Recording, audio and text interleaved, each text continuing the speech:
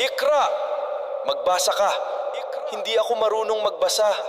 Hindi ako marunong magbasa. Ang kwento ng Bundok Hira, Kabanata 3.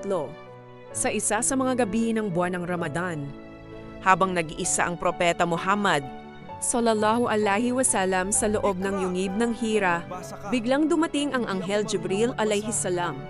Sinabi niya, "Ikra, bumigkas o magbasa." Sumagot ang propeta Muhammad sallallahu alaihi wasallam, "Hindi ako marunong bumasa."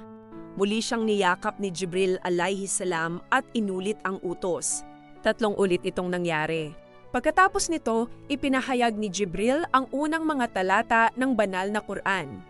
Basahin sa ngalan ng iyong Panginoon na siyang lumikha. Nilikha niya ang tao mula sa namuong dugo.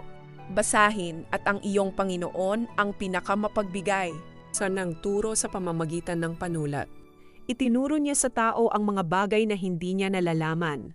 Surah Al-Alaq, 96 berbanding 1 hingga 5. Ito ang unang kapahayagan ng Quran at dito nagsimula ang propesiya. Kabanata 4. Matapos ang dakilang pangyayaring iyon, bumaba ang propeta Muhammad sallallahu alaihi wasallam mula sa bundok Hira na nanginginig sa takot at pagkabigla.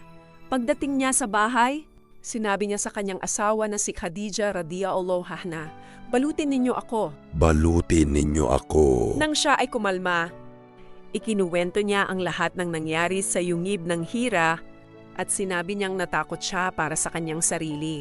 Ngunit pinalakas siya ng loob ni Khadija radhiyallahu anha. Sinabi niya, "Hindi ka pababayaan ni Allah.